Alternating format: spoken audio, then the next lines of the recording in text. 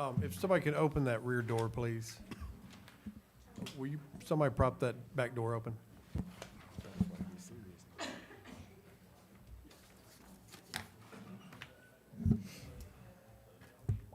All right, welcome everybody to the Chelsea City Council meeting for December 16th. I'm Scott Wygand, the council president. I'm gonna call this meeting to order, and I will ask Councilman Mr. Fisher to provide our invocation. Yes, sir. Could everyone please bow their heads? Let us pray. Our Father, we come tonight in the name of Jesus. We thank you for your continuous protection and waking us up from last night's rest. We thank you for the protection of the city of Chelsea. And we now ask you that you bless our mayor, you bless our council, our planning commissioners, our city employees, and all citizens of this flourishing city. And we ask now that you give us the wisdom to take care of the agenda for tonight, but also bless all those who are working together and visiting at this time. We give you honor, glory, and we praise your name. In your son, Jesus' name, amen. Amen. Next up, we will do the Pledge of Allegiance, and we have Chelsea Cub Scout Pack 353. If we'll all stand.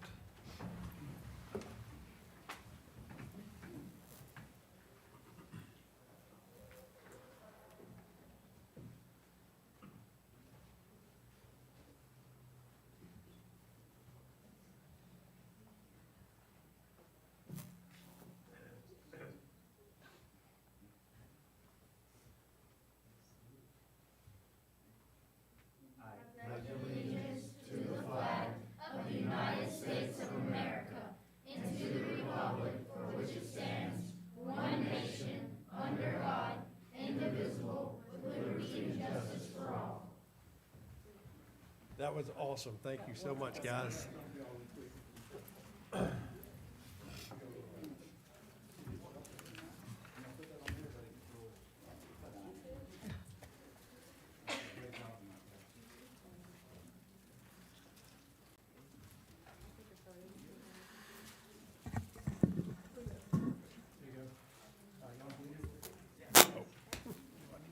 right, everyone, Smile. this way. Ready? On three. 1, 2, 3. One more. Great job. That was awesome, guys. Thank you so much.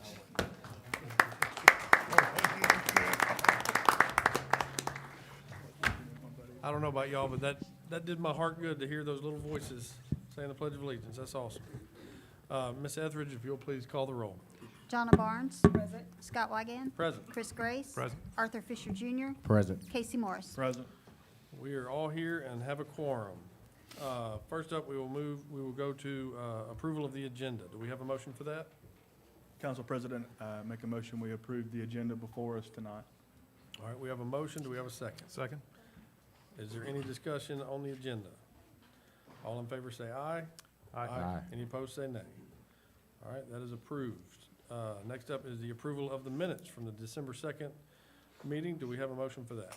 Council President, I make a motion that we approve the minutes from last meeting, December 2nd, 2025. All right, we have a motion. Do we have a second? Second. All right, is there any discussion on the minutes? All in favor say aye. Aye. Any opposed, say nay. All right, that is approved.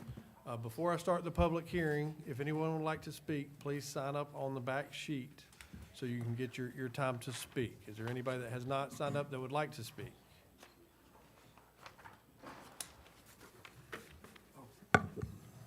Is this better? Okay.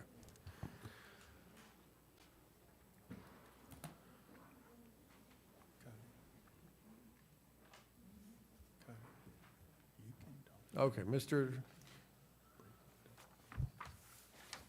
Attorney, do we have anybody signed up to speak? Yes, Mr. Council President, we have a lot of people who signed up. Excellent. We do. Okay, we will officially open the public hearing. It is 6:05. I'm going to let the developer come up and speak and present, and then we will go to everyone getting to make their statement, where you will have 5 minutes to make your statement. So first up is Mr. Brooks Harris. Let the record reflect. Announce What? We are now doing a public hearing on the proposed ordinance RZ 2025-12-16-1040 to approve the rezoning request submitted by Clayton Property Group for the Trails of Double Oak property located at 9680 Highway 11 and 10450 Highway 11, Chelsea. Thank you. Mr. Harris? Thank you very much. I appreciate it. Crystal, do you have our presentation? Yes, sir. Okay, thank you. First of all, my name is Brooks Harris. I'm with Harris Doyle Homes. While she's pulling that up, I'll just, a lot of you may not be familiar with our company. It's Harris Doyle Homes. We were founded in 2008. My business partner, Russ Doyle, and I started that business. For those of y'all that remember, 2008 was a wonderful time to start a home building company. But we survived and were able to grow the business, and in 2017 had the opportunity to sell to Clayton Properties Group out of Tennessee. Since that time, we've been fortunate enough to be able to grow our business and build communities around Birmingham, Tuscaloosa, Auburn, Montgomery area, and the Florida Panhandle. So very fortunate to be able to do that, and hopefully we'll continue that in Chelsea. In fact, we are getting ready to build some in Chelsea Park, so I'm excited about that. What we are proposing tonight is a plan unit development called the Trails at Double Oak. It's a 244 lot development, all single-family residential, detached, next to the Chelsea High School on Highway 11. We have done all 75-foot wide lots, so 70-foot wide typical at the road frontage, okay? We have a planned amenity package with a pool and clubhouse, and also the many natural walking trails, hence the name Trails at Double Oak. We've taken a lot of care to avoid impacting streams, wetlands, and other environmental aspects of the property so that we can provide those parks and trails and so forth and preserve some of the natural elements, including buffering around the edges of the property as well. And per the city's request, at the Planning Commission phase, we've also carved out a little over an acre at the entrance to the subdivision for a planned future City of Chelsea fire station.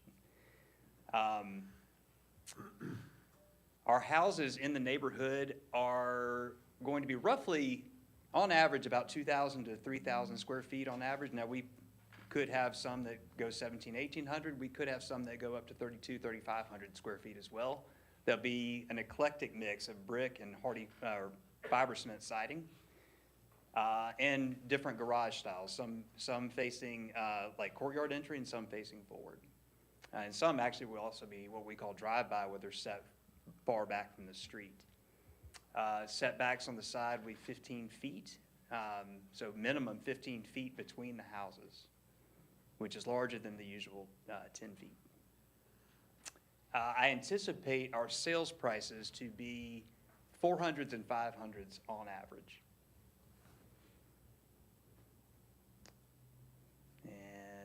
I will show you some floor plans here in a second.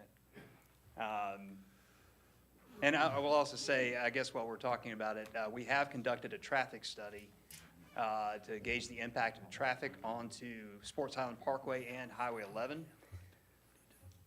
Originally, our traffic impact, we originally planned our entrance to be on Sports Highland Parkway. After conducting the traffic study, it indicated that we would be better served to flow traffic out onto Highway 11.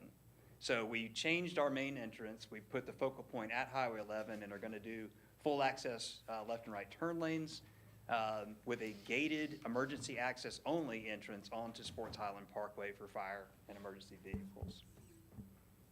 And that will alleviate all the traffic onto the Sports Highland Parkway and also the intersection there at Sports Highland and Highway 11 as well. We should have minimal to no impact there. I'm sorry, we're having technical difficulties. It's okay. We see it on the laptop, but we're not seeing it on the TV. Oh, is so- that right? Yeah. Okay. We'll wait. Okay. That's all I can think of for the time being. Good old technology. That's right. Do you have any questions while we wait?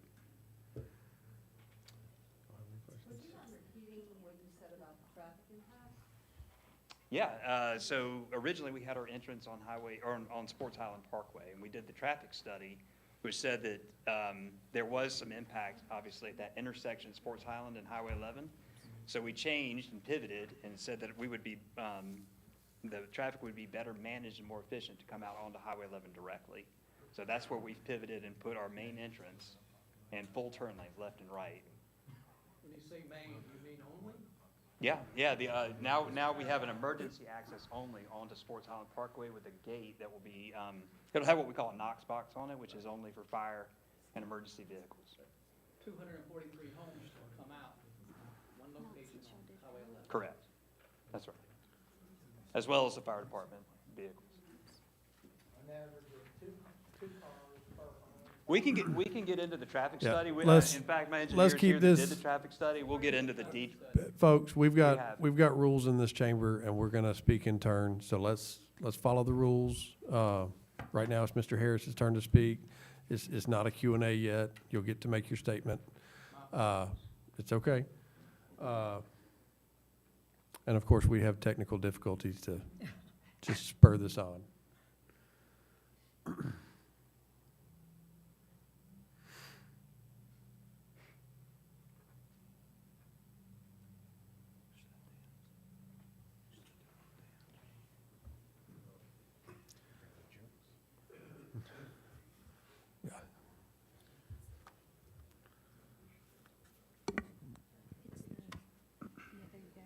There we go.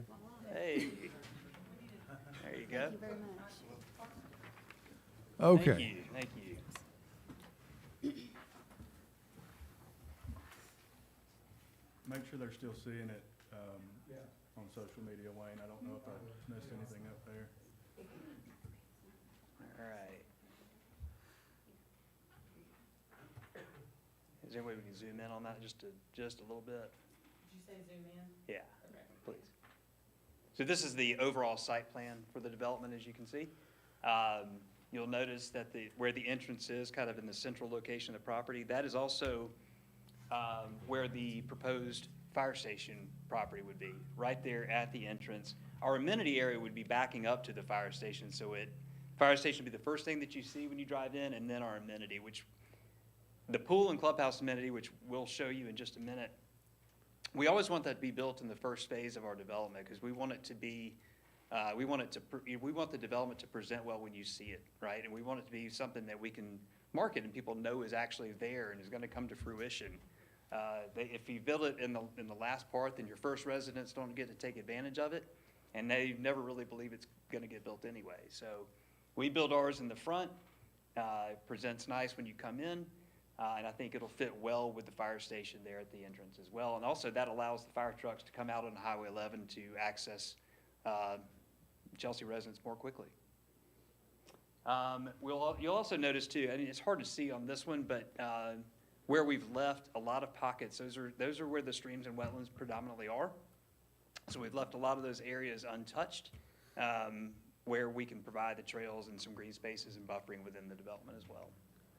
And then you'll see the gated access kind of at the top right over there, coming out onto Sports Highland. Okay. So these are just some typical floor plans that we would offer, and I'll run through these quickly. It's a popular one level that we do called the Tucker Plan. It's about 2,000 square feet. We have several elevations of it. You can go to the next. That's actually the Tucker built.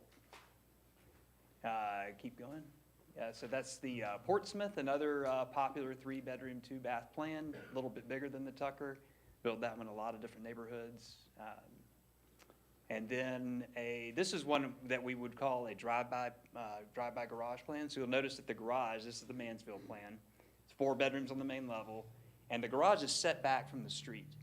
So you'll notice that that's a really popular plan, not only because it has 4 bedrooms on the main level, but because we can pull traffic off of the road. People park further up in the driveway and off the sidewalks, and it keeps the streetscape looking cleaner. And I think we lost it again. We've got more technical difficulties than we're gonna be able to fix right now, Mr. Doyle. That's all right. I was going to show a rendering of the clubhouse amenity. I don't know. Can you got your laptop up, Dana? Maybe you can just kind of like. Just show it, just, show and tell, I guess. We will have a clubhouse and pool amenity and trails. So, I guess, without having much else to show, I guess my presentation is about over. Unless you guys have questions, I'm happy to answer. Does the council have any questions for Mr. Harris? Casey, Sir, do you have any questions for Mr. Harris? I do not, no, I'm sorry, I was making IT jokes over here. I do apologize. That's all right. That's quite all right. The property that we'd talked about for a fire station, Yes. where is that located? It's right at the front entrance, like literally the corner of our main entrance and Highway 11. Okay, does it front Highway 11? Will the access go to Highway 11, or will it come out? I believe you would go, Nathan, correct me if I'm wrong, but you would kind of go onto the parkway and out, but it's open for. to say right now without actually knowing. Well, and nobody's building anything on that, so I guess if we wanted access to 11, To go on Highway 11 if the county's okay with it, I have a Okay. feeling they would not be. Yeah, you don't want another curb cut onto Highway 11 if you can avoid it, since the main entrance is right there, but they would be the first people to get in and out. okay. And we will have a pretty significant buffer along the frontage of the property. So it's varying with buffer, but it starts around 35 feet on the eastern, I think it's western end, excuse me. And then kind of grows sort of at an angle to get about 70 feet toward the eastern end.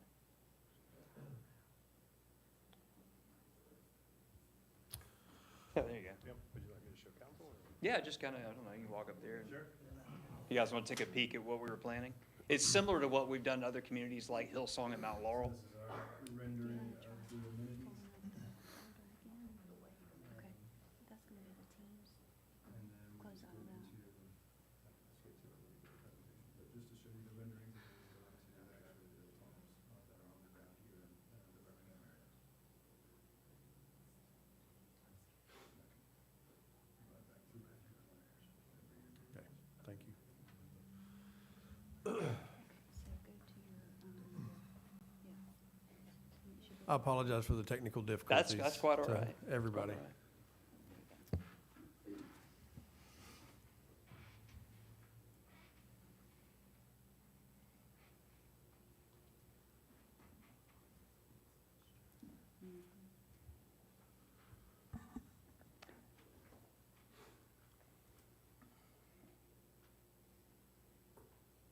There we go.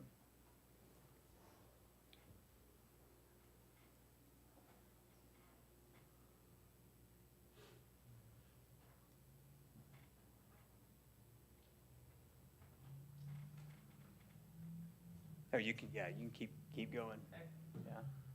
It's still struggling a little. Is it? It's Okay. going slow. Yeah, well, you can just kind of fly. That's the Azalea. That's one of our most popular two-level plans. It's actually our model home in several communities. It's about 2,800 square feet for 4 bedrooms, 3 baths. And the Jefferson plan is another one. That's another one with the garage further back so that you're pulling the cars off of the street. But that's been a very popular seller as well. And the Garrett, one of our largest plans actually is 31, I think it was, around 3,100 square feet. Several different elevations of that, and again, the drive-by configuration. And you can kind of fly through these interior photos. These are our model homes, which I think a lot of you maybe have visited our models in various communities.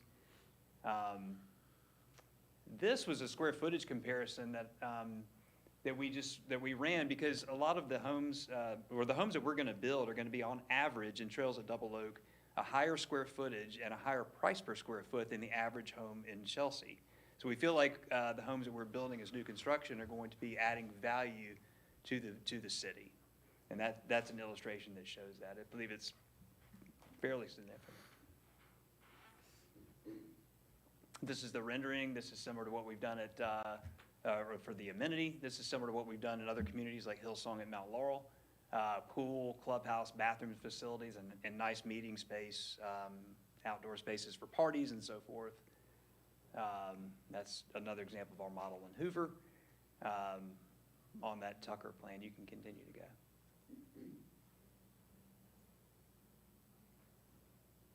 Yep, that's again the Azalea plan. That's been We're going, Was that, is that the end? Okay. Yeah, and I know there has been concerns from the crowd, from the audience, about density and so forth. What we have done, 75-foot lots, first of all, are larger than most lots that we build. And in fact, we're about to build in Chelsea Park, as I mentioned. These lots are 50% larger than the lots we're building in Chelsea Park. So we feel like, not only that, but the zoning that we're going for and us avoiding the streams and wetlands. If we were going straight zoning with a RG, for example, we could have probably gotten 280 to 290 lots on this property. Now, that would mean more density and more environmental impact, and we chose not to do that. So we believe that we have been good stewards of the property by doing a little bit larger lot and less impact to the environment and going for the PUD zoning. So I just wanted to How many point lots that do you out. have in Chelsea Park? We are starting with 36, but Chelsea Park, Sector 5 has, I think, around 180 or 200 total, somewhere in that neighborhood. But we're literally just pulling our first permit I in saw Chelsea Park. some, Yeah. social media content. Okay, yeah. Looked great. Yeah. Okay, Okay. are you done with your presentation? Yes. All right, we will move on to the next part of our public hearing, and I'm going to call your name. You will have 5 minutes to speak. Mr. Boardman is going to politely let you know when 5 minutes is up, and that's to keep it fair for everybody. So first up, and if you'll please come to the podium, state your name and your address. First up is Mr. Hodges. Good evening, everyone.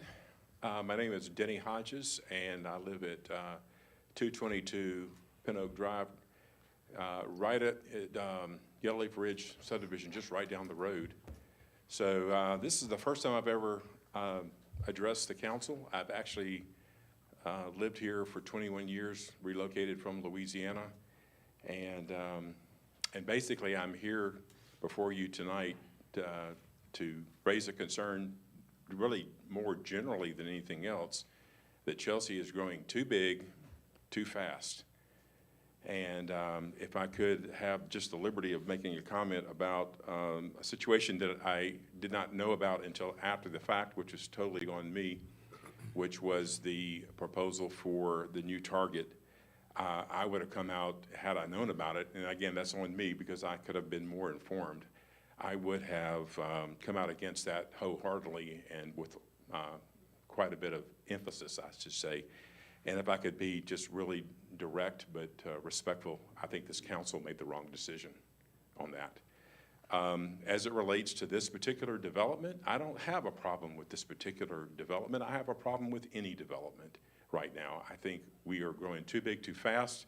If we're looking at Highway 11 in particular, I go through there every single day, and it is already jam-packed and full of cars and traffic and people. And we're building new, and we're building fast, but are we maintaining? That's my question for the council. Are we maintaining? I live in a neighborhood right now that belongs to the city of Chelsea that desperately needs resurfacing. What about that? What about that as opposed to building new? I know we can do new. I know you're interested in tax revenue, but our motto is, it's about family, not it's about revenue. And I would just ask the council to consider that. So I do come out in this situation, not against Mr. Harris, not against Mr. Doyle, not against their development, but any development. Thank you. Thank you. Next up, we have Mr. David Woods. I'm David Woods. We live at 337 Timberview Trail here in Chelsea. Like Denny, I don't have a problem with this developer. What I do have a problem with is traffic. Highway 11 is a mess. Today, tomorrow, it'll be a bigger mess. Would anyone in here like to see more traffic on Highway 11? No. Okay. Would anyone like a longer commute to work? No. Okay. Would anyone like to spend more times on roads that are dangerous because of congestion? Since most of us agree that we don't want more traffic, more congestion, or more dangerous roads, let me talk about traffic tonight. By the way, thank you all for showing up. It helps when the Chelsea people show up and share their opinions. Traffic. County Road 11 is a hilly, two-lane, soft-shouldered, narrow road that has far too many cars and trucks on it every day. It has poor lighting, almost no lighting at night. It's already congested. It's already dangerous. There are no plans to widen the County Road 11 by the county of the Shelby County, so we're stuck with it for a long time. Two-lane road. Commute times increasing, carpool lines are getting longer. And here's the problem. The city of Pelham has approved over 900 homes to be built going forward. 400 at Gray Oaks, 310 at Venture 68, where they have stripped, clear-cut that land. It looks like a bomb went off. It's just bare. And that's what this land will look like once it gets under construction. There's some trees left, but it's the trees in the low areas, wet areas that couldn't be built on.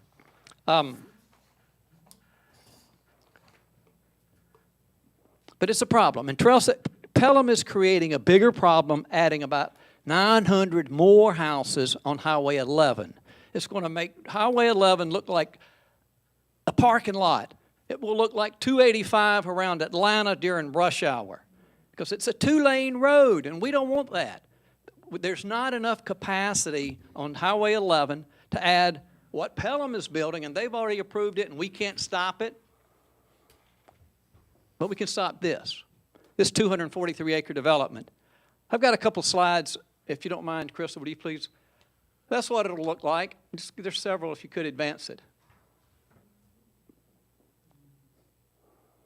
Does anyone want to see that? You know what happens when you have traffic? That. We get frustrated. We get mad. We get upset. We get late to work. We get road rage. People get in fights over congestion. We don't want it. It's a big problem. It takes longer to get to work than it used to. It means I got to get up earlier or go to sleep later because I'm missing my daytime. It's congested. That's what you're going to have once all these developments, including this Harris Dole development, start, once they start. So it's just a construction mess for probably a decade. 900 houses, 100 houses a year, it'll take probably 9, 10 years to complete. So we'll be in this mess for a decade on a two-lane road. Okay, keep going, please. 900 more homes before this development of 243 homes. You could walk on the side of Highway 11 and probably pass cars. Keep going, please.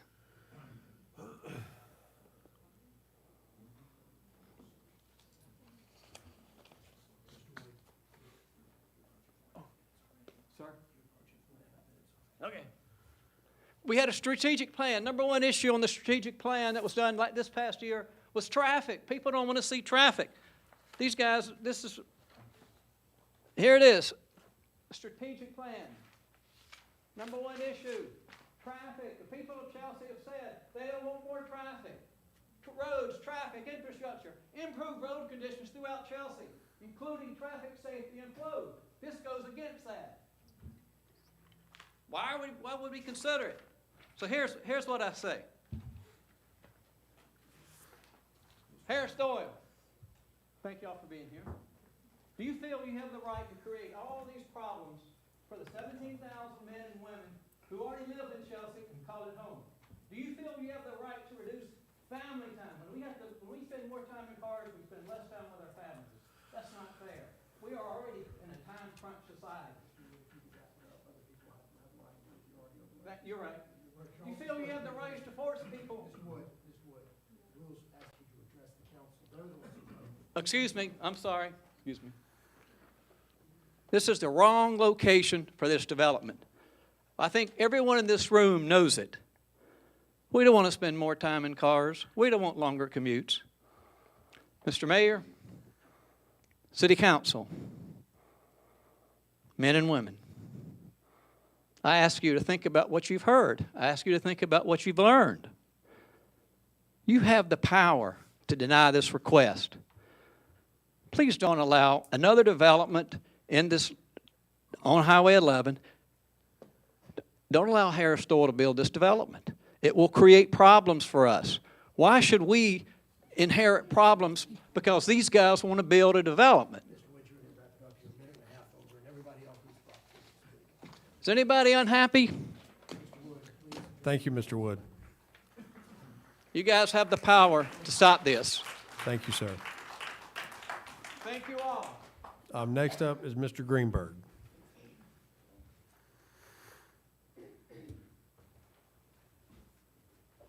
I got my timer. Mayor, council members, my name is Dan Greenberg. I live at 324 Timberview Trail, which is in the Highlands of Chelsea, directly adjacent to this property.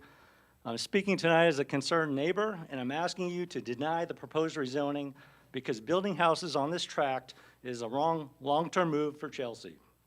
The 114-acre property sits beside Chelsea High School and the sports complex on two-lane Highway 11 that's already overburdened. My family and my neighbors experience this congestion every day. This proposal, in reality, is a high-density development in one of the city's most sensitive, high-impact locations with no thoughtful planning for the natural environment. Let's be clear. The problem isn't just what's being proposed, it's where it's being proposed. With more than 1,000 vacant and already approved lots across Chelsea, there's no genuine need to carve up this particular tract next to our high school and our sports complex. Do we really need to build here on this land? Or should this strategic location be reserved for something that serves the entire community for generations? Approving this rezoning is a choice to make a known traffic problem worse for every resident of Chelsea. When gridlock hits and accidents increase, how will you fix a road network you don't control? But the real issue is bigger than traffic. Behavioral science tells us that people feel the pain of loss much more intensely than the pleasure of gain. Right now, this land gives Chelsea something priceless: space, options, and the possibility of what residents want in Chelsea: future parks, fields, trails, real open space, and community gathering areas. If you vote to rezone it, you're choosing a permanent loss of that possibility in exchange for a short-term gain, 250 houses that could exist anywhere. Once it's gone, it's gone. We're often told the city doesn't have money to buy land, but we've all seen when the city decides something truly matters, whether it's facilities or sports or other priorities, it finds creative ways to make it happen. The challenge here is not just financial, but it's about will and priorities. Are you willing to even try to protect a once-in-a-generation piece of land for public use? Do you care enough about future generations to make it a priority? Why does Chelsea need more than 1,200 unbuilt lots in waiting in the wings? That is not smart growth. That's losing control of the story and pretending it's planning. What's at risk is not growth. It's whether that growth comes with enough parks, community use areas, and public lands to keep Chelsea from becoming just another congested, overbuilt suburb. This is exactly where you're called to be visionaries.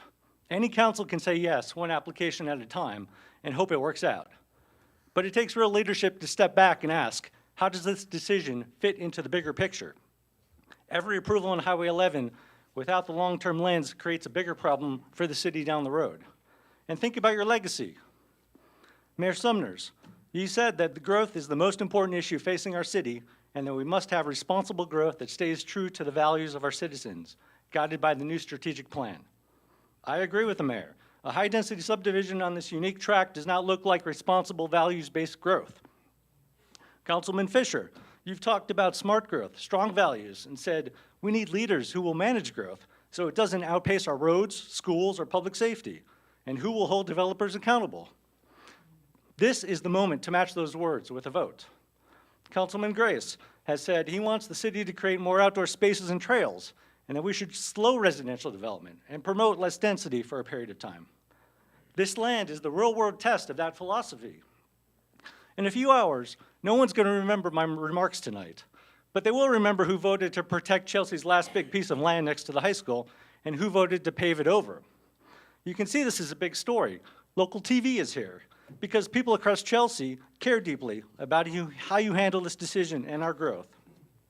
Ask yourself honestly, how do I want to be remembered? As someone who said yes because it was easier, or someone who drew a line and said the zoning that protects this land is too important to give away just because a developer is asking? You're not just casting a zoning vote, you're writing a chapter in Chelsea's story. And you're signaling whether the city will be guided by long-term vision or by short-term convenience. Here's the hard truth. If you pass this, the line gets a lot harder to draw next time. You'll be telling every developer who's watching that there's no real line, no standard, no coherent vision, no long-term planning. Just show up with a map, a traffic study, and a promise of amenities, and it's a done deal. This is the tipping point for Chelsea. Does it tip toward careful, deliberate, citizen-first planning, or toward a slow slide into the same overcrowded, overbuilt pattern that we all say we don't want? When the story of this vote is told, do you want to be the council that started the downfall of what used to be an idyllic community, or the council that stood up and said, not here, not this land, not like this? Be the long-term strategist. Look out for the city and its citizens first, not the short-term interest of the developer who will be gone when the dust settles. For our kids, our schools, our future parks, our open spaces, and our quality of life, I urge you to vote no on the rezoning. Thank you. Thank you. Next up, we have Mr. Friedman.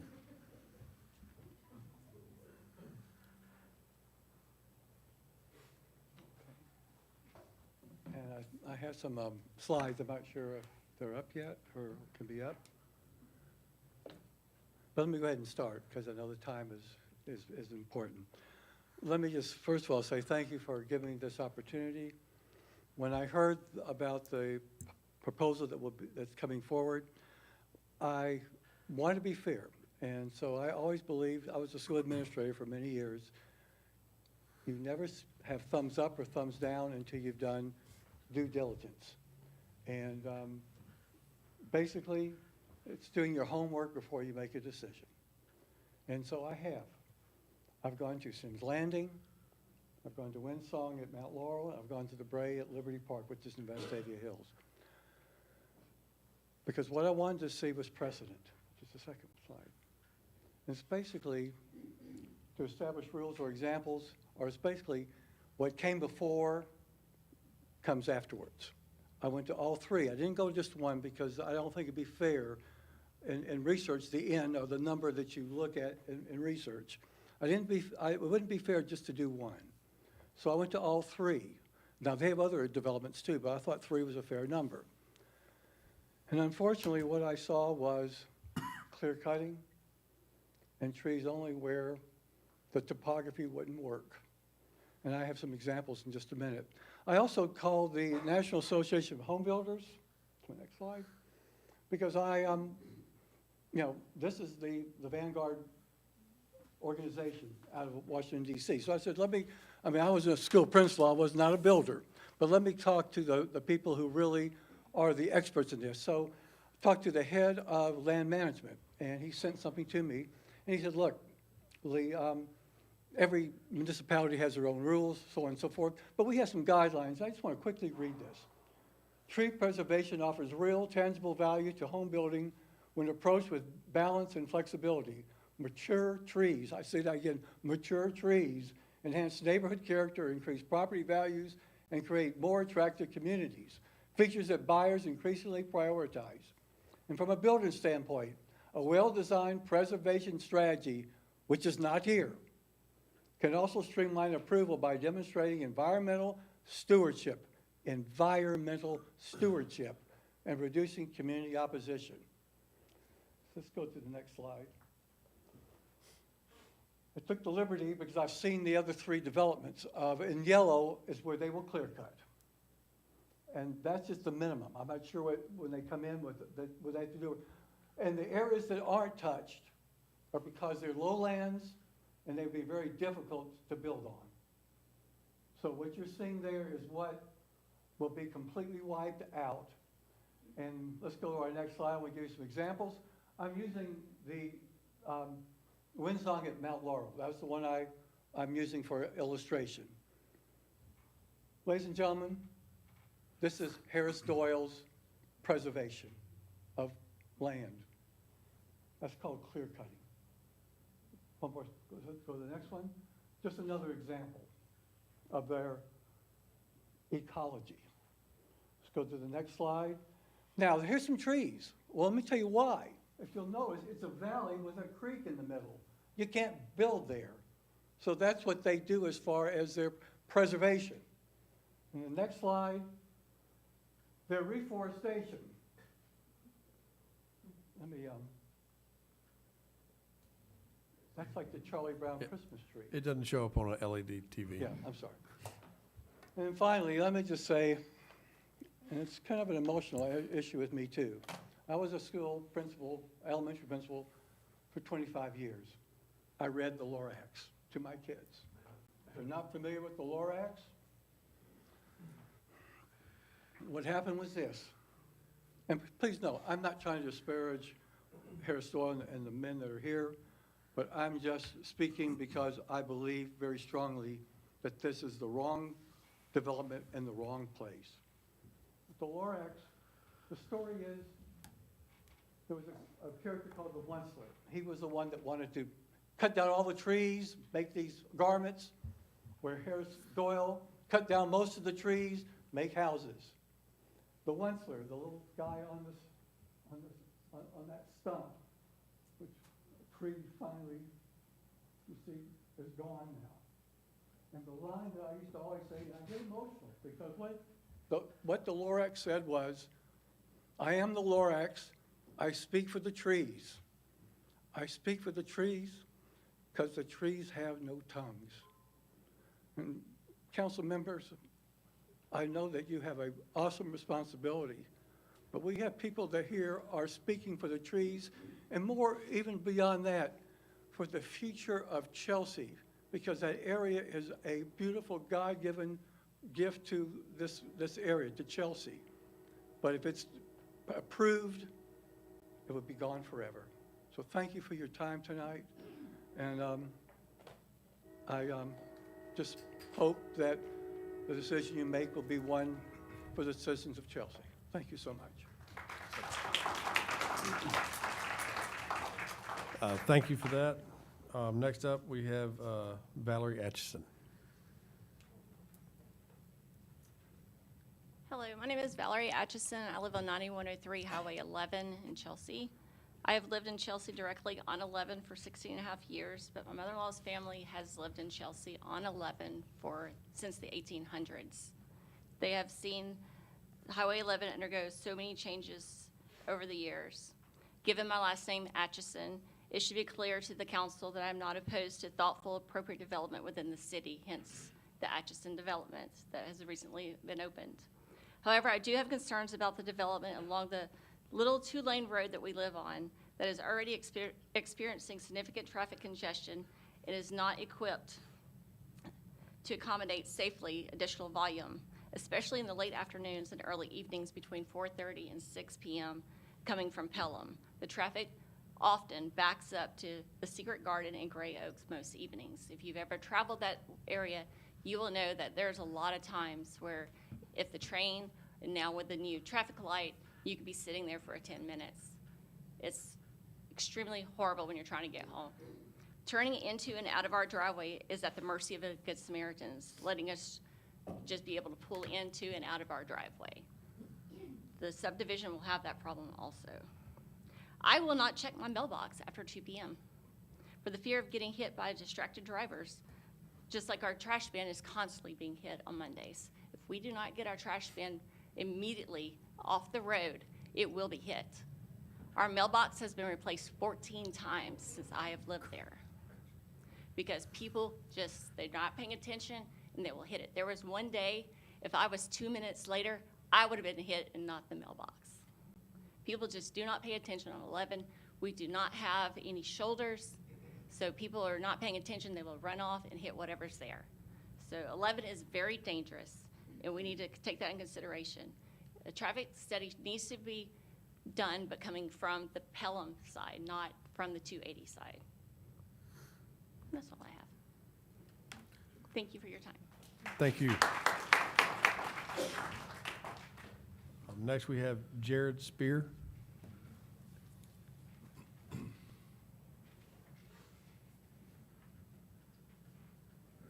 Good evening. Yes, I'm Jared Spear. I live at 705 Hickory Hollow. So part of the Highlands neighborhood that is directly adjacent to this subdivision that's being proposed. It is a very lovely subdivision. The pictures were very pretty. I'm not opposed to the subdivision. It's great, but like has been said, I think it's in a very bad location. I heard the contractor mention that there's been traffic studies, and I have not seen those. I'm not aware of those. I'm curious, and out of all due respect, has there been a third party that has done a traffic study? To be fair, I wouldn't expect his traffic study to necessarily reveal all the problems that might truly be there. I've lived in the neighborhood for about 2.5, 3 years. My kids, one has graduated from Chelsea High School and one is currently in Chelsea High School. I don't have a traffic study to prove anything, but I'll tell you that if you're familiar with our neighborhood, we can go up the ridge and come down the Pelham side to get to the Chelsea High School. I don't let my kids get on Highway 11 going to school or coming home from school. I don't know the data. Maybe I've tried to find some, but you can't really easily find motor vehicle accident data. I feel like at least once a week or more often there is a fender bender on Highway 11. It is distracted high school drivers. I will admit it. They take their eyes off the road. But that Highway 11 traffic is stop and go traffic. And for 16, 17, 18-year-old kids, they take their eyes off the road and they just hit the car in front of them. And now we're adding more homes to this problem. And I think that's going to make the traffic problem much worse. Personally, when I've talked to people, when I have seen the social media echo chamber that I'm part of, I have seen nobody speak in favor of this. And so I would love to hear if there are people here in favor of it. I'm fair. I want to hear your arguments. If you're part of the city council and you're considering voting yes, I hope it's not disrespectful. I would love to hear why you're voting the way you are. I'm open to hearing it. I just want to hear what the advantages are and what's the upside to this proposal. And real briefly, as we've already said, there's very large subdivisions that are going in on the Pelham side, just a few miles from where this is going to be. We all anticipate a lot of that traffic's going to flow into Chelsea for most of their dining and shopping needs because that's the closest city. Pelham's really not that close to where some of these subdivisions are going. Progress is nice. Progress is good. Progress is irreversible. I think it would be appropriate for the city council to just simply postpone this and let's let the Pelham subdivisions reach some level of maturity and we can really truly get a better idea of what the traffic's going to be like before we simultaneously start our own large subdivision just within a few miles of what's already going on. No harm in waiting.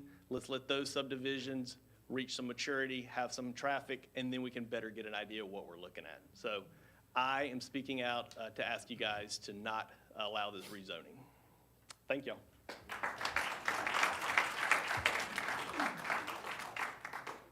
Thank you. Next up, I'm going to butcher your last name, so I'm going to say Allen. You can do it. I don't even want to try. Klukerich. Say that again? Klukerich. Kluker. Okay, I could have done that. Good evening, council members and community members. Thank you for the opportunity you've given me to present a few words here and possibly pictures if the ones attached to my name are available. Before you this evening, my name is Alan Klukerich and my wife Mary. We reside at 2095 Lindsay Lane in Chelsea. Since building a home remotely and then moving down to the Chelsea area 2 years ago from Wisconsin, we've been blessed to be part of this community. The neighbors and other nearby residents have been wonderful. And of course, we love our new home up on the ridge directly above this proposed development. As one drives up the ridge to the Chelsea Highlands neighborhood, they pass by signage that repeatedly proclaims the theme, "Love where you live." And we really do love where we live. And we love sharing the space and the environment with others as well. But we're simply not able to share this beautiful area with everyone. The proposed development with its 243, 244 planned dwellings would kind of feel like having everyone at our doorstep. In short, it would just be too many folks living within a densely populated acreage in an area that's really not suitable to this type of development. Our second concern remains, of course, traffic and safety. And you see some slides here. The traffic study has indicated a conclusion of minimal impact as a result of this development. The best analogy I have currently is comparing this to the cold weather in Wisconsin. Up there we have cold, and then we have very cold, and then we have dangerously cold in varying gradations. To go from very cold to a temperature considered risky to folks' health really is only a minimal change. Regarding traffic, to maintain the analogy, on County 11, things are already incredibly busy and many times quite congested.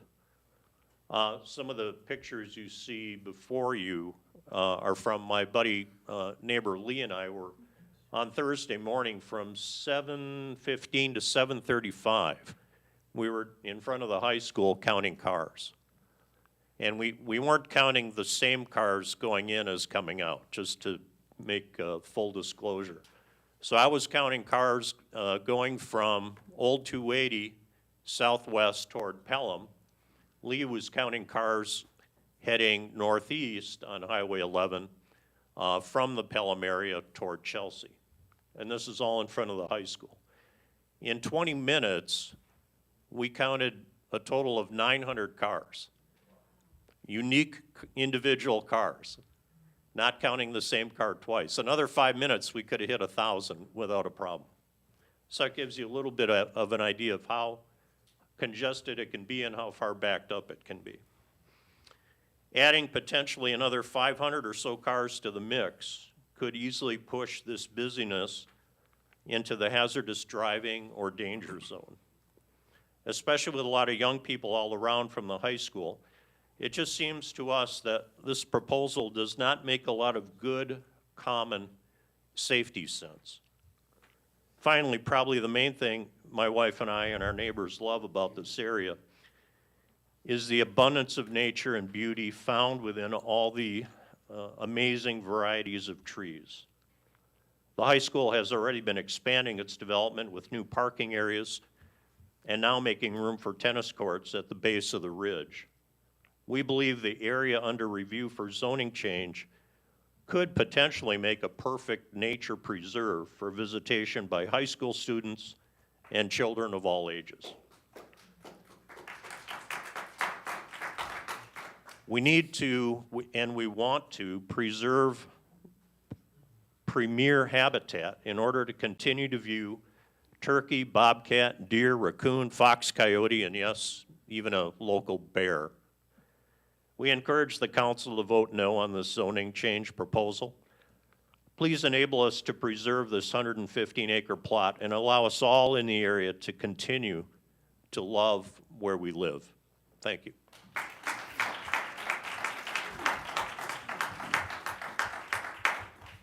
Thank you. Next up is Steve Norman. I'll pass. Okay, thank you, sir.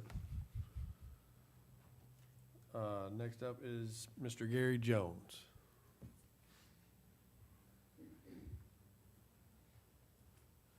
I'm Gary Jones. My wife and I live at 1040 Kingston Road. We've lived here for 34 years.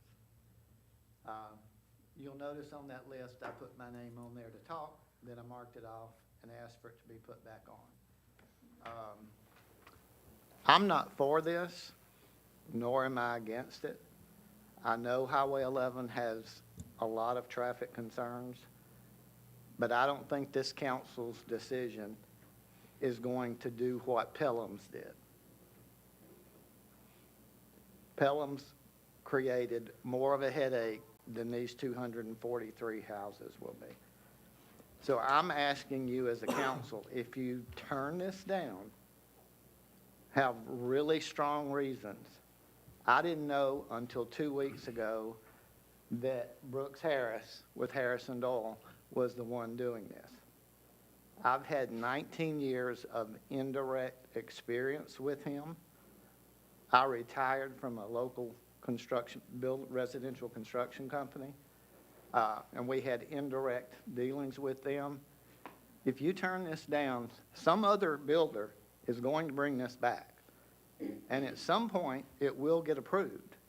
You will never find one as legitimate as they are, as honest as they are. I've dealt with them on and off for 19 years. If you turn it down just because people are complaining, you're going to make a mistake. You'll never find somebody as good as him to come in and build that subdivision. Thank you. Next up is Ms. Friedman.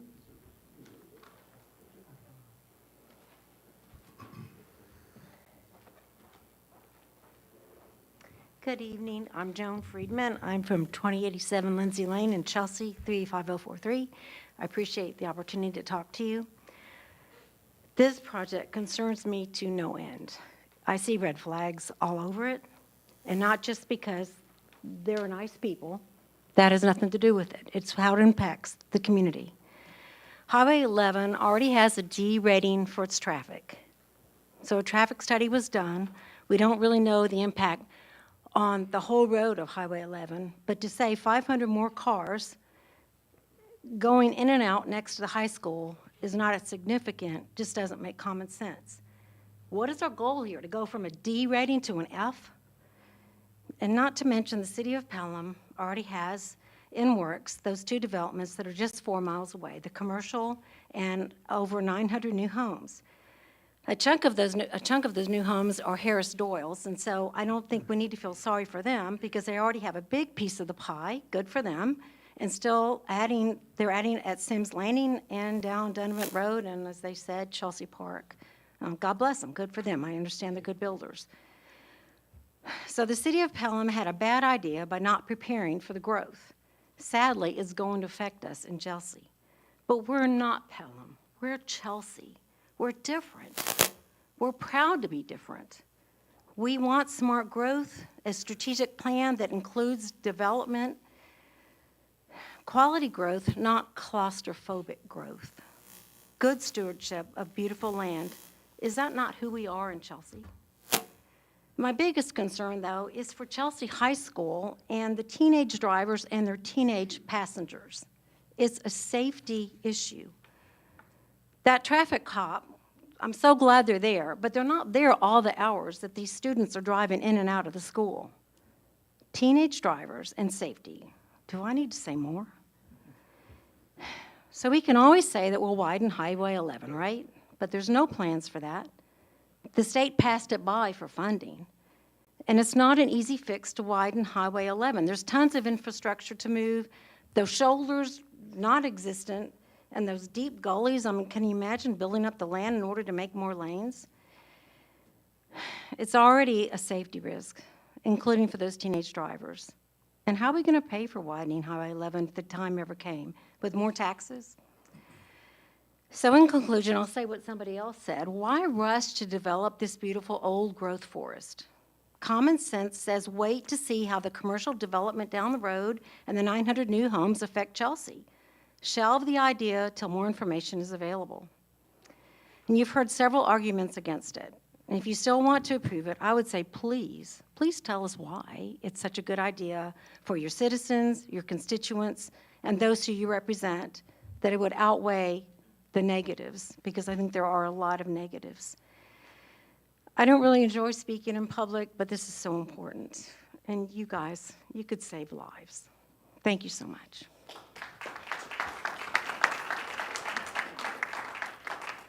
Thank you. Next is John Friedman.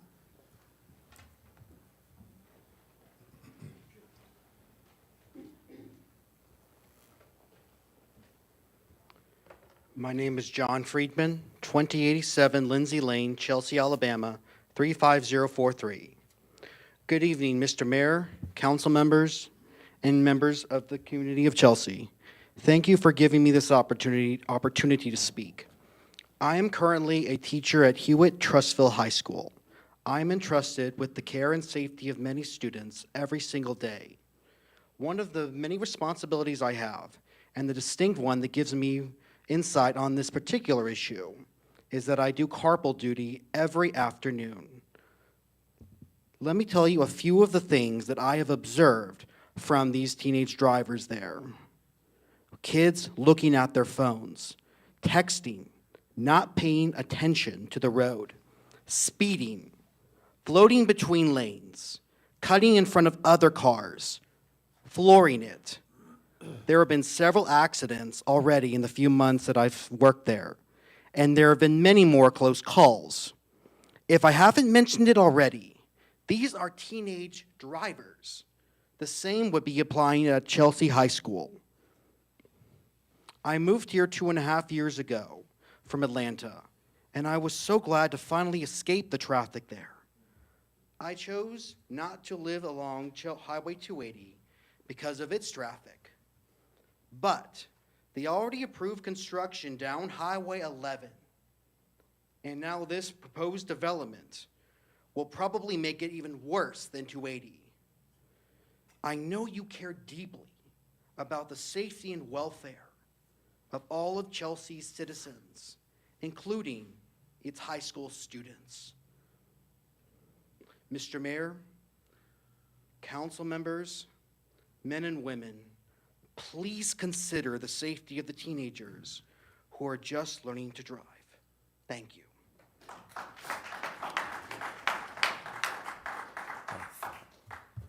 Thank you. Last on the list is Ms. Woods. A bit of a surprise my speaking tonight, so I'm off the cuff here and certainly not prepared, but I do have ideas. I'm very much against the development. Developments are not a bad thing. That's what America's all about, right? You know, that's what we do. We forge west, we do all the fun things like that, you know, and that's what makes America great, is its growth and entrepreneurialism and all of the fun things. But there's a time and place for everything. As far as Highway 11, the road, the structure for all these increased homes is just not there. And it's not even on the radar to be expanded to where it can accommodate all the new places. All the new people, all the new developments, et cetera. Now, David and I are from Montgomery. Excuse me, we were there 1985 all the way up. 2 of our children were born there, and our business was there, and it was home, church, all of it, package deal, ready to rock and roll there forever and ever, amen. But then crime made us make a different decision for the rest of our lives. We wanted to find a place where there was quiet,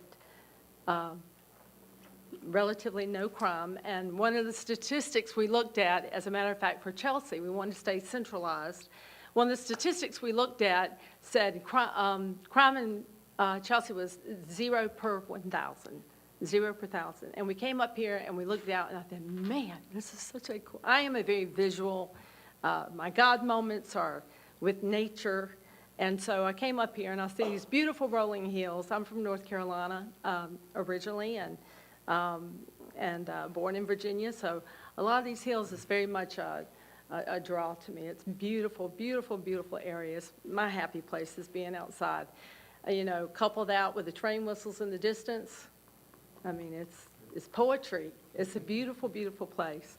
All that said, a couple of issues. I have, that moved up here with us, my daughter, they have a 3- and 5-year-old that go on 11 3 or 4 times a day to school, back and forth, and whatever. It's just, it can be a nightmare during high traffic times. So I have a concern for that. I have a 15-year-old granddaughter who has a driver's permit.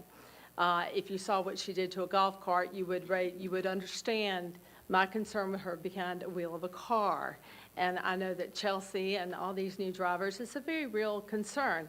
I myself being from Rockingham, North Carolina, and NASCAR and all the things, I thought I had a Teflon surface, myself. And I can remember our high school had a 2-lane going into Rockingham, Highway 1. And I can remember playing chicken with my friends, and I'm driving a big old bomb of a station wagon, and I'm playing chicken driving on the opposite side of the road, and we're heading to head, blind hills, the whole 9 yards. It's said that God takes care of drunks and fools. Well, I don't drink, so I'm the fool here, and he, I was touched by an angel several Friday afternoons playing chicken. In other words, teenagers make bad decisions. And then now you have the interference of cell phones, text, social media, et cetera, other people in the car and all this kind of thing. And we know these things can happen, and Chelsea High School is right there, and it's a real concern. About 3 months ago, as I was coming from 280 and I was on to Highway 11, there was like a 6-7 car, bam, bam, bam, bam, bam. There's no place for these people to go. There's no shoulders. There's nothing, and evidently everyone was on their cell phone. I don't know. And I said, this craziest thing ever. There's 6 of them, 6 or 7 cars, bam, bam, bam, bam. The congestion already is intense. It just is. And I think there's a lot of wisdom in waiting to see how Pelham fares out with their development and their impact on Chelsea. I think there's a lot of wisdom, and why not? And then, but beyond that, one more thing. When I was watching our 5-year-old grandson at Chelsea Sports Park, and I'm sitting on the stands, and I'm looking and waiting for the next batter up and all that kind of thing, and I'm looking at what you guys have done with Chelsea Sports Park. Holy cow. It's a Norman Rockwell painting. It's a jewel.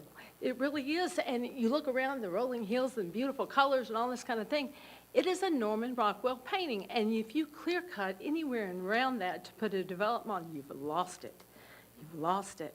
Now, one thing, when I found out we were looking at Chelsea, I spoke to a lovely person on the phone. Okay, I've got one more sentence to go. Thank you.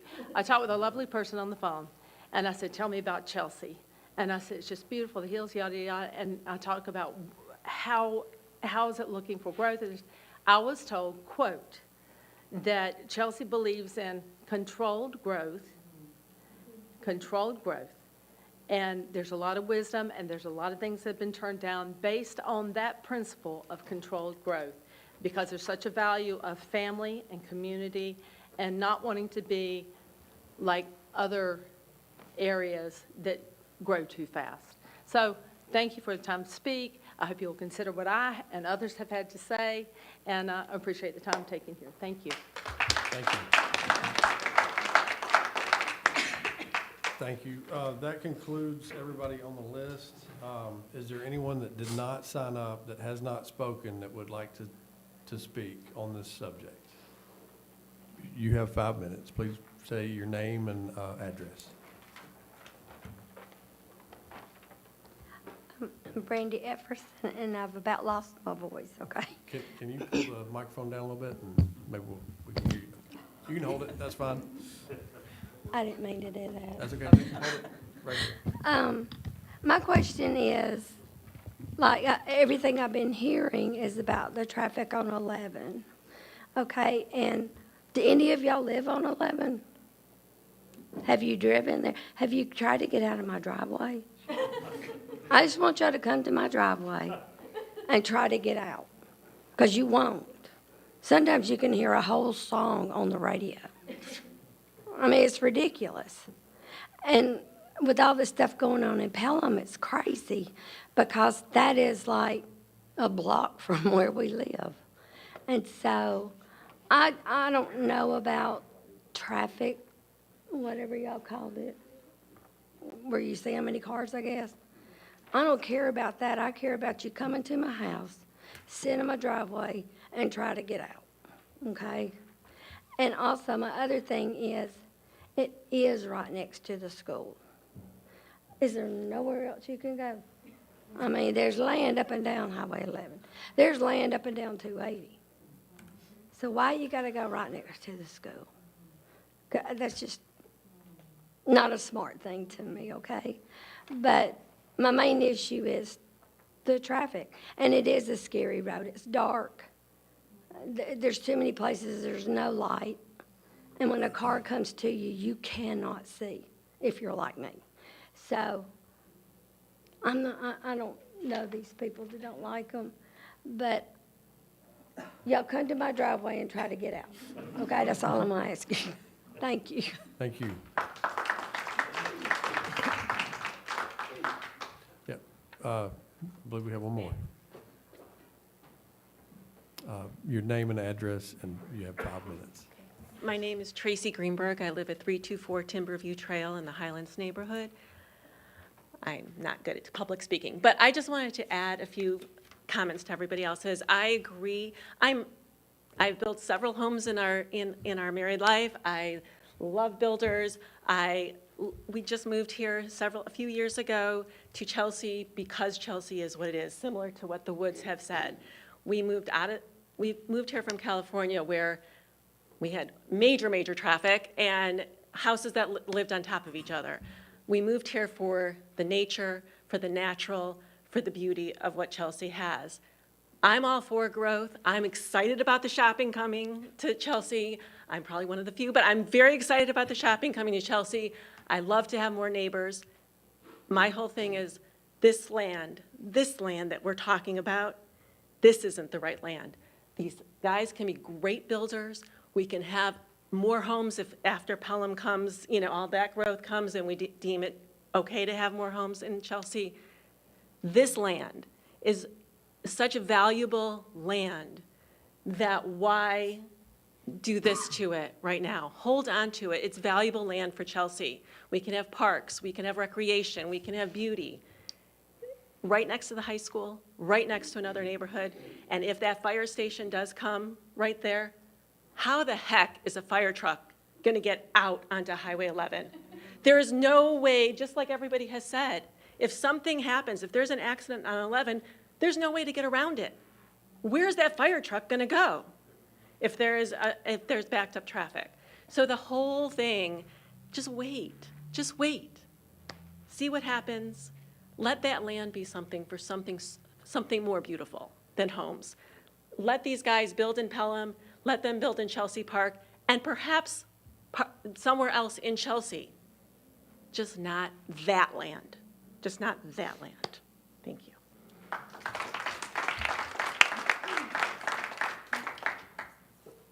Okay, I believe that does it for everybody that wanted to speak.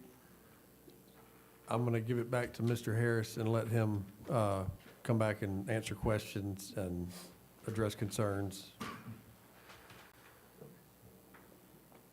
Thank you.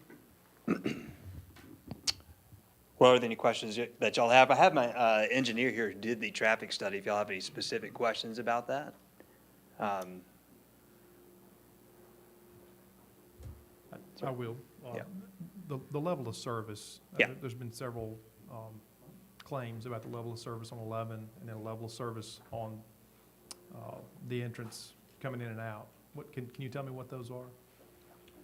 Yeah, so the intersections we analyzed were Sports Highland Parkway and Highway 11. So we analyzed that in the no developed conditions, so what it's experiencing today. We went out and did counts, and then we analyzed it with the traffic from the development, and then we also analyzed obviously our proposed intersection. So Highway 11 during the morning and evening peak at those intersections operates at a level service A, which is expected for those intersections because it's a one-way stop control. So Highway 11 is just free-flowing. I understand. We also went out and observed the backup of traffic during the morning school hours. So I understand there's certain hours and times of the day where that free-flowing is not the right term for that, but that's from a traffic standpoint, that's how it was analyzed. And what I also will say is that from, the no-build condition, the current existing conditions to the full build-out conditions, the metric that it spits out for kind of a delay at those intersections on Highway 11, which again is essentially minimal. It was like 8.9 in the before, and then it's like a 9.1 after. So essentially, from a traffic standpoint, while it is true that this development will add cars to Highway 11 and to, the streets, those cars are not going to meaningfully change what is already happening out there, right? And a lot of the delays and that'll be experienced because of those additional cars will all be experienced inside the development for people trying to leave. And Brooks is well aware of that. We're well aware of that from the development side of the fact that the residents of this potential development will have to experience that, right? Just like everyone else who lives on Highway 11 experiences that. So.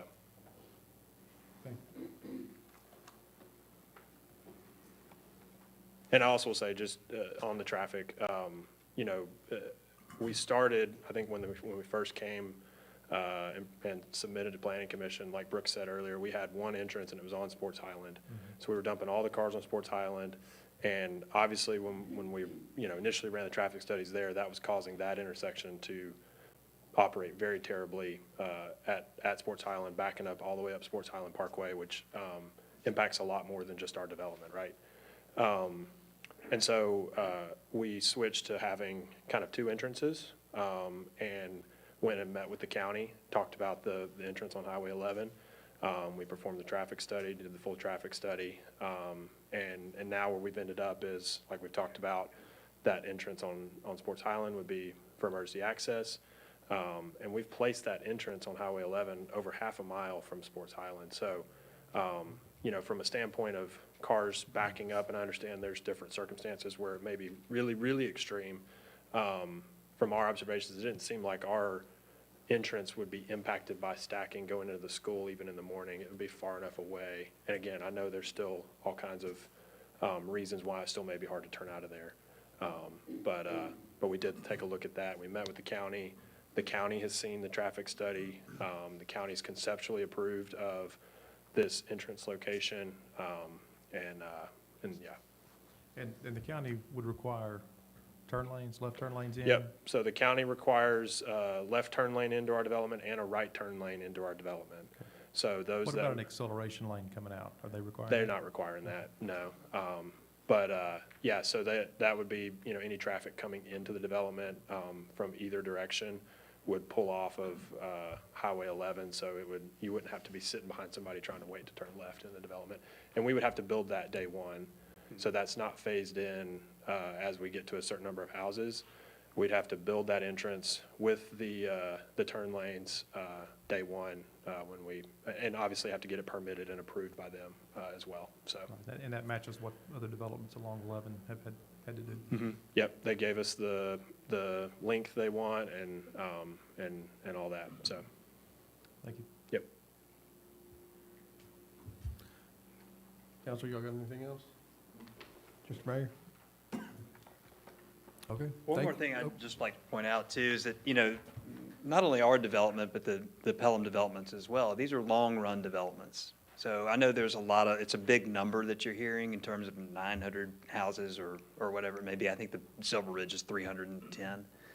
But these are going to take years and years and years to trickle out, right? You won't see our development finished until 2030, 2031. This is not all pouring out onto Highway 11 in one shot, okay? Neither will the Pelham stuff. So, cities grow and change over time. They adapt. And understand that we can't stop traffic from happening. I can't eliminate it, but we can control it the way that the traffic study says that we're supposed to and make it as safe as possible. So just keep that in mind. If there's any other questions, please let me know. I was just going to add one more thing. Yeah. And there was mention of widening from the county, and it is true that they don't have any concrete plans at the moment, but they did request that we dedicate the front, I think 25 or 30 feet, I had to look on the plan, for potential future right-of-way dedication, which we have accommodated on our frontage. So it is something I know that they're aware of as well, so. And that's for the purpose of widening Highway 11? Yeah, right. Okay. Like I said, they don't, it's for future widening, yep. Okay. Okay, thank you, gentlemen. Are we able Yeah, I'll let you take a few questions. I'm gonna limit it, just so we know. Scott, we're gonna have a microphone for the live stream. I'll repeat it. I just wanted to know why this land for you? And are you aware that right opposite your land is gonna be a beautiful tow lot? Beautiful what? I'm being sarcastic. So the question is, A tow lot, why this property, and it is across the street from a future tow lot? so that's not helping your selling point, but also I just wanna know why this land? There is a lot of property down 11 even, so is there, and 280, is there a reason why it's this one that you were so adamant to get? Well, I mean, look, finding good developable property is hard to do, harder than you would think. And I can't think of a better location for families in Chelsea than next to a high school and ball fields and pickleball. Well, I mean, that's something that the city grows and adapts to. We hear that every municipality we go to, right? But if I'm gonna build residences for Chelsea families, what better place to do it than walkable and convenient to all that Chelsea has to offer, right? I can think of no better place, and I think that Chelsea families are gonna be really happy to have a place that is that convenient to the high school and all the other amenities. Then the follow-up question would be probably directed to the council, and I apologize if this is out of order, but then where are you gonna put a second school, a Chelsea a second, because Chelsea's gonna get overrun with kids, and that would be if it's not gonna be natural land, then at least be a future school for the growth that is coming into Chelsea. And then I'll shut up. All right, we gotta keep on track here, so I saw one more question. This is more for, I guess, your architect, whoever your role is, I'm sorry. You're talking about the traffic study. Explain to me briefly, best you can, in simple terms. If traffic's at 8.9, and with your traffic, it would be a 9.1. Is that like a misery scale of 10? No, I don't think I'm the civil engineer. I don't think the traffic program spits out misery. I guess the AD, A, B, C, D, E, F. Yeah, so again, it's a little funky for a free-flowing intersection like this. So that is referring to the delay, the time of delay, so seconds of delay experienced on Highway 11 at Sports Highland entrance. So again, we didn't have the ability to study, the school impact as a part of the scope of our traffic study from the standpoint of we were able to do counts, I guess. So what I mean by that is, we're not analyzing the school entrance intersection. So we're just talking about our intersection, and that's where it went from 8.9 seconds to 9.1 seconds. So it was marginal from that standpoint. Mm-hmm. Thank you. All right, last question, and we'll go to Mr. Atchison. So on this traffic study, I never was privy to see a traffic study that you said you did. Now, y'all say y'all did a full traffic study. Exactly where was this traffic study done, and from what point to what point was it done to? So we performed traffic counts, I believe it was probably a 14 or 16-hour period, so early in the morning to late in the evening on Highway 11 and on Sports Highland Parkway, right there at our development. And then the scope of the study was to analyze the intersections of our proposed entrance, the existing intersection at Sports Highland and Highway 11. And those two intersections were analyzed with our traffic flowing through them, combined with all the existing traffic that was out there when we did the counts. Okay. And we did the counts on a school day during the week. Okay, but you did it from what, your point to what other point on the highway? Yeah, we just count cars passing. So, it's extremely difficult to analyze the scope of other intersections that our development is not impacting, because those intersections are not changing either. So. All right. We're going to go to the last question. On your traffic study, did you account for the 900 homes in Pelham? Did you count for the 30,000 square feet of retail in Pelham? Did you count for the 250,000 square feet of new retail in Chelsea? So, I'm not- yeah, okay. Did you account for what the traffic's going to be like, not just today, but in 2031? Did you account for the extra lots that are being developed in the Highlands? There's a lot of factors. So, Hold on, the question is about, this is for Facebook, the question is about the traffic count and did it account for the growth in Pelham and the future growth beyond? So yes and no. It, again, is relatively very difficult to get all of those specific developments put into a program like this for this type of traffic study. But what our traffic study does and what all traffic studies do is analyze a kind of a standardized across the industry growth percentage year over year. And I don't have that right in front of me, but that was what our study did according to industry standard. So it would, in theory, account for that. I know that there's, you know, a lot going on here, so. Just a follow-up, do either of you live on Highway 11 in Chelsea? No, sir. And neither will you when your development is done. All right, I'd like to thank everybody. I'm gonna bring the public hearing to a close. I'm also gonna call for a recess for 5 minutes so we can take a break. I think we've been going for an hour and a half now. So let's be back at 7:35 and we will continue.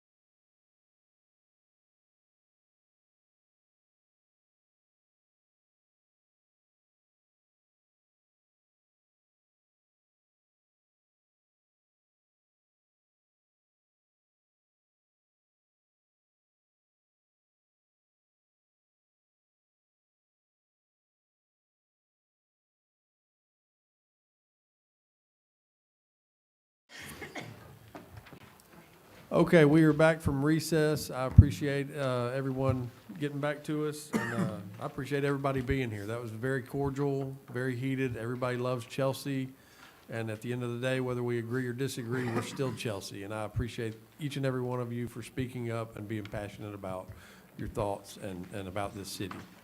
The council is going to move on to the council business now that the public hearing is closed. First up, we're going to go to Resolution 1334. Do I have a motion for that? Council President, I make a motion to approve Resolution 1334 to update the rules for the City of Chelsea City Council meetings. All right, we have a motion. Do we have a second? Second. We have a motion and a second. This is the rules of the chamber that I spoke about earlier. We are making some updates to it. The major updates are at the end of the old rules that used to allow a tripod right there, which is no longer needed because the cameras are mounted on the ceilings now. And it changes the amount of time to speak at the end of the meeting in the community forum from 5 minutes to 3 minutes.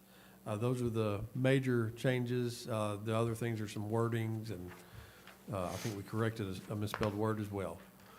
All right, we have a motion and a second. Is there any further discussion on this? All in favor say aye. Aye. Any opposed say nay. All right, that passes. Resolution 1335. Do we have a motion for this? Council No. President, make a motion to approve Resolution 1335 and 1336. Thank you. Assuming responsibilities for streets in Liberty Cove subdivision, also Brindley subdivision. Thank you. We have a motion for Resolution 1335 and 1336. Do we have a second? Second. All right, Mayor, would you like to tell us about these? Yes, these are streets that have actually been finalized and should have been assumed by the city. We've been maintaining them. This is just a formality to formally assume responsibility for these subdivision roads. Very good, thank you. We have a motion and a second. Is there any further discussion? All in favor say aye. Aye. Any opposed say nay. All right, those are approved. Next up is Resolution 1337. Do we have a motion for this? Mr. President, I make a motion that we approve Resolution 1337 to authorize the purchase of a software package called ClearGov. Okay, we have a motion. Do we have a second? Second. All right, is there any discussion? Mr. Mayor, would you like to tell us about this one? Yeah, in an effort to increase transparency as a city government, this is a software program that allows us to put our budget on the website. It's an interactive program. So the initial startup for this is $9,787.50 with a yearly subscription renewal of $7,650. All right, thank you for that. All in favor say aye. Aye. Any opposed say nay. All right, that is approved. Next up is Resolution 1338, which is to amend the city clerk's salary. Do we have a motion for that? Council President, I make a motion to approve Resolution 1338 to amend city clerk's salary. Okay, we have a motion. Do we have a second? Second. All right, is there any discussion on this? Mayor, will you tell us about this one? Yes, due to our city clerk earning her master municipal clerk designation, this is an amendment to Resolution 869, which will increase the city clerk's annual salary by $2,880 per year. Very good. Is there any other discussion on this, council? I'd like to say congratulations to our city clerk. Yeah. A job well done, and thank you. All right, all in favor say aye. Aye. Any opposed say nay. All right, that one is approved. Next up is Resolution 1339. Can we have a motion for this?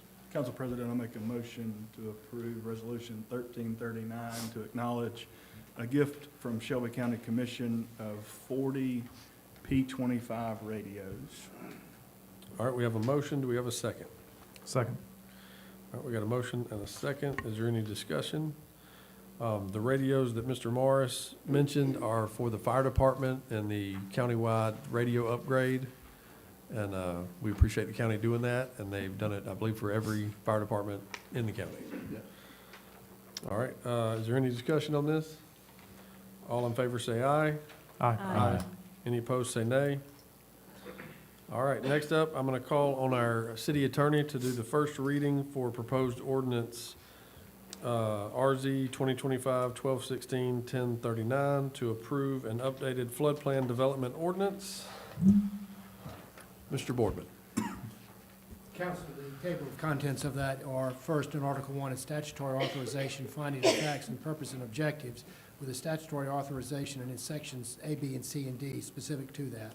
Article 2 contains general provisions, which in Section A contain which lands the ordinance applies, B, the basis for the special flood hazard areas, C, the establishment of a floodplain development permit, D, a compliance section, E, an abrogation and greater restriction section, F, an instruction and interpretation section, G, a warning and disclaimer section, H, penalties for violations, I, a savings clause, and J, repealer.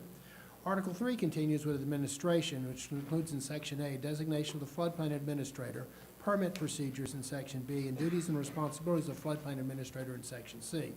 Article 4 contains provisions for flood hazard reduction, including Section A, general standards, Section B, specific technical standards, Section C, floodways, Section D, building standards for streams without established base flood elevations, then E, standards for areas of shallow flooding, then F, standards for subdivisions and other developments, and subsection G for critical facilities.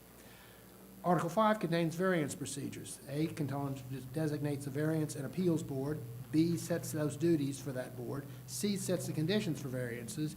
D sets variance procedures. E sets variances for historic structures. And F sets the variance notifications and records. Article 6 contains the definitions for the ordinance, which is a model ordinance developed for Alabama. Article 7 contains legal status provisions, including severability, enforcement of ordinance, and future revisions, effective date, and adoption of signatures and certification. That is your floodplain ordinance. Okay, thank you for that. And it will be available at City Hall to read if you would like to review it before it is voted on at the next meeting.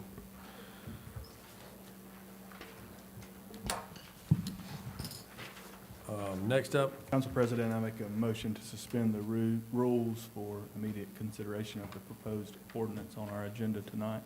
okay, we have a motion. Do we have a second? Second. All right, we have a motion and a second. Is there any discussion on suspending the rules? All right, we'll have a roll call vote. Jonna Barnes.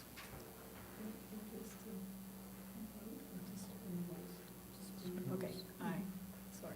Okay. Scott Wygant. Aye. Chris Grace. Aye. Arthur Fisher Jr. Aye. Casey Morris. Aye. All right, that is unanimous, so we may suspend the rules for the next proposed ordinance. The next proposed ordinance is to approve a rezoning request submitted by Clayton Properties for the Trails of Double Oak property located at 9680 Highway 11 and 10450 Highway 11. Parcel numbers are listed, containing 114 acres to be rezoned from AR to PRD.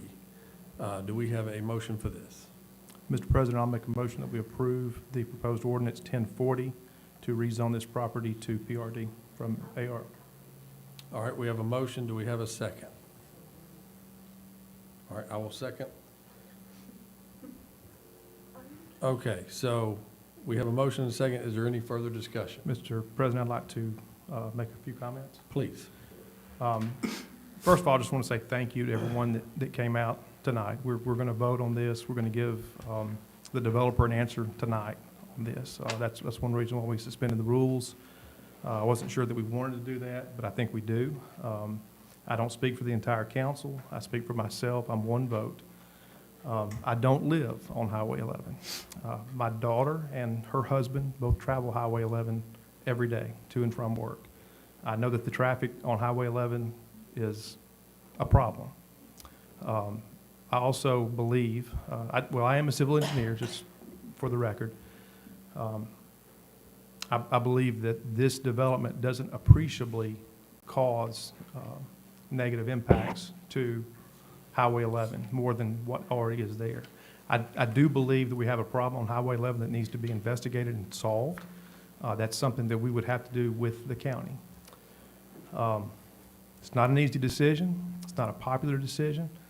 I want to remind everybody, this is not the first proposal for this piece of property. It's actually the second, and if this is denied, there will be others.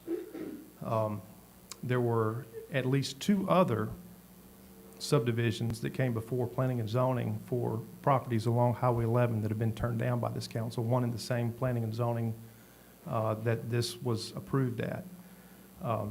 So I don't want anybody to think that I, for one, am making an arbitrary decision to make this motion.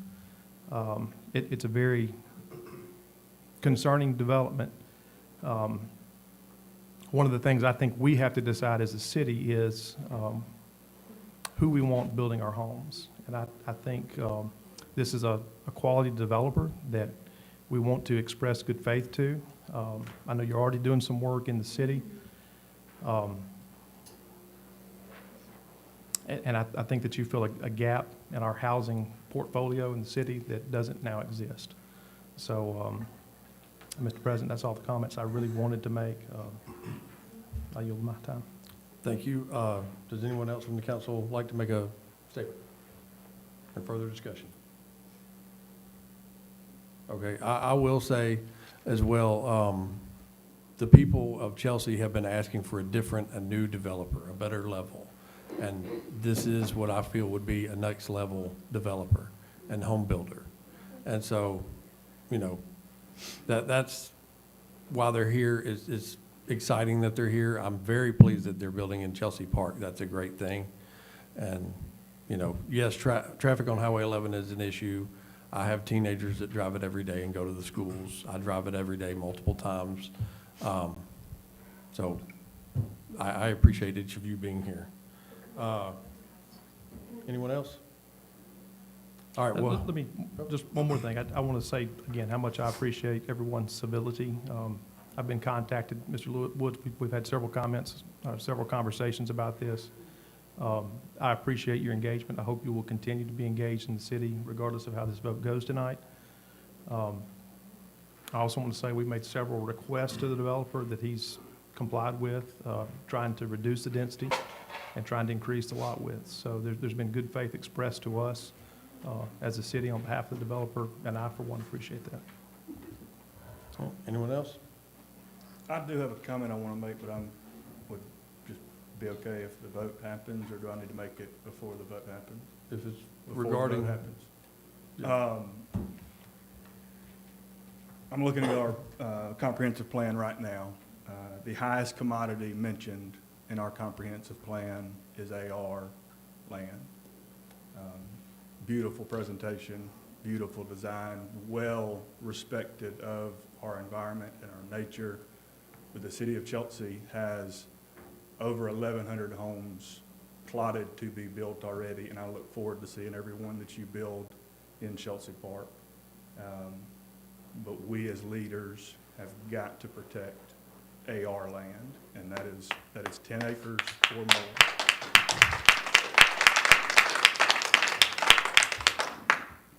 That is all. Thank you. Okay, we'll have a roll call vote. Jonna Barnes, Nay. Scott Wygan, Aye. Chris Grace, Aye. Arthur Fisher Jr., Nay. and Casey Morris. Nay.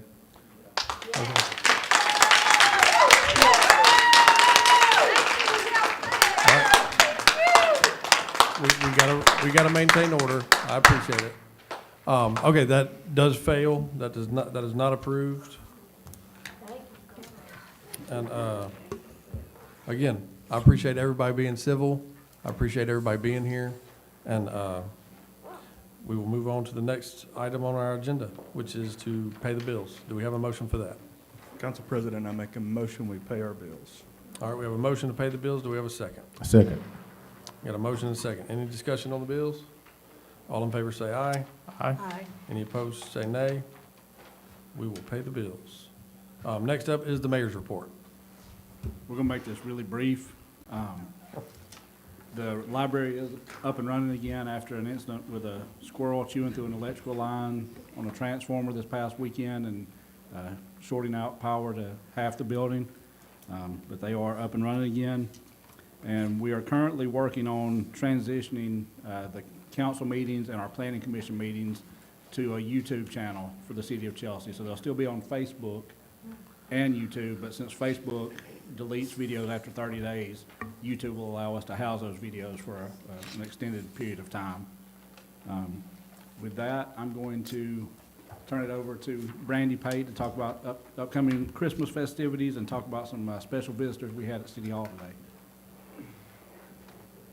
Thank you very much, Mayor, and hello, City Council. Thank you for having me this evening. I did want to go first and say thank you for helping support the tree lighting ceremony that we just did on December 6th. It was a resounding success, and I want to commend our maintenance department, Brian, Daniel, Jeff, and Taylor, because it wouldn't have been possible at all without their help and expertise throughout the process. So I do have some great videos on social media that we've posted, and we've partnered with lots of sponsors, so it was a great success. Thank you for that.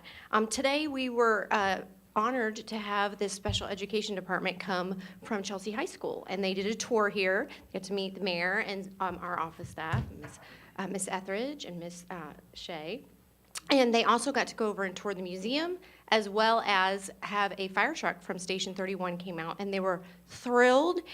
They were here with the Alabama Department of Vocational Rehabilitation and United Abilities, and it's like a work-study program that they do. So we are going to partner with them for other projects that they have for special education at the high school and the other Chelsea schools.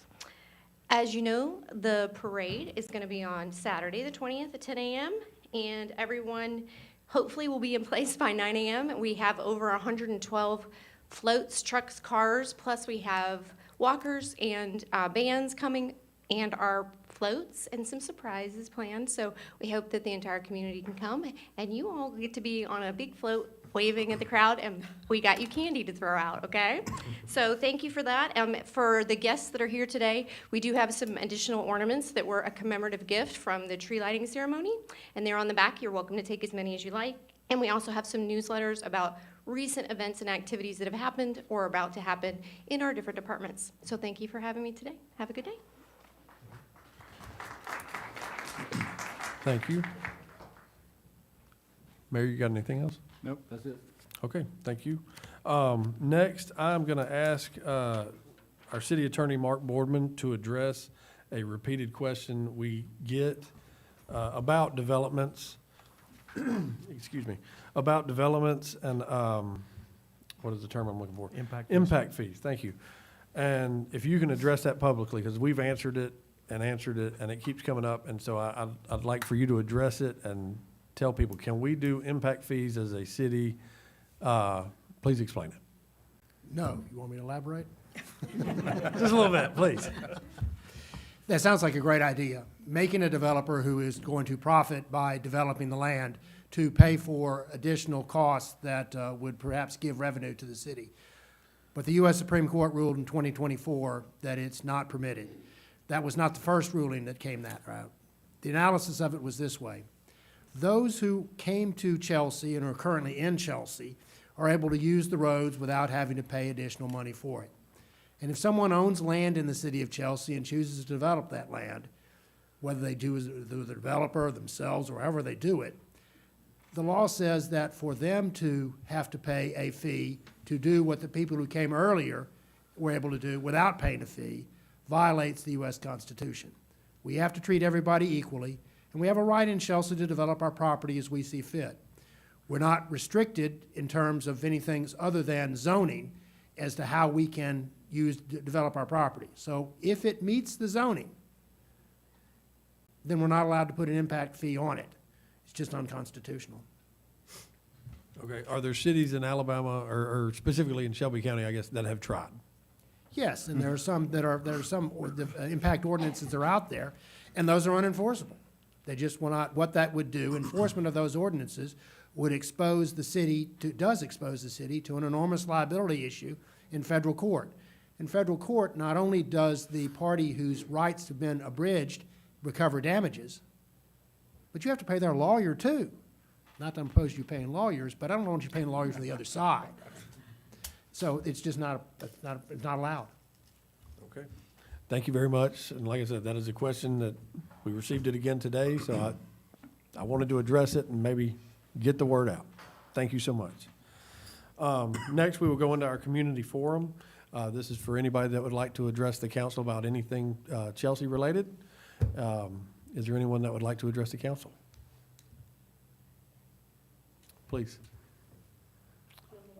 Yes, ma'am. You got to do name, address, and you got 3 minutes. Joan Friedman on 2087 Lindsay Lane in Chelsea. Mhm. The intersection that's right there as you come, where they did put the new Aldi, that, I can't remember the name of the roads, but you know, the one that gets right up. Is there going to be a light there or anything? It's so dangerous going across there, and is there any plans to have a light there at that intersection? You know which one I'm talking about? I do. Not at that intersection. Hold on. Do you know what I mean about it? Excuse It's me. just really hard to Yeah, get it's difficult across. to get out of the Aldi parking lot. There's some things coming, like if Target happens, the 47 is going to be completely relooked at and reworked, so that's going to change things. Chelsea Plaza, which is under construction now, which is on the opposite side, that will actually connect into the Aldi parking lot, and so you'll be able to go out there to a road, to the new Chester Crane, or I don't know what the name of that road will be, but you'll be able to go over to that and hit 280's red light, or it'll help ingress and egress for Well, that. is that behind the Aldi, where the Aldi is It's right now? next to the Aldi, Oh, behind a little the, bit behind the further up. library. Okay, yeah, Yes, ma'am. towards the library. Okay. Yes, ma'am. All right, thank you. Thank you. Anyone else? Yes, ma'am.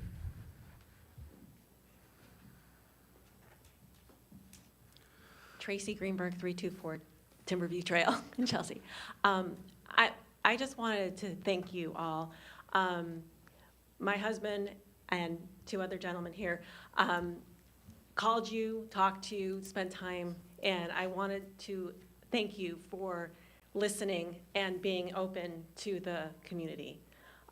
Whether or not the vote came out positive or negative to what I wanted, it was, you are standing for what your position is, and we appreciate you taking that time to hear us all out. So thank you. And a mom that was here a few minutes ago with her little Boy Scout would ask me to ask you guys if there would be a Jack's in the near future, and I would like a Starbucks. I vote for a Captain D's. Thank you for that.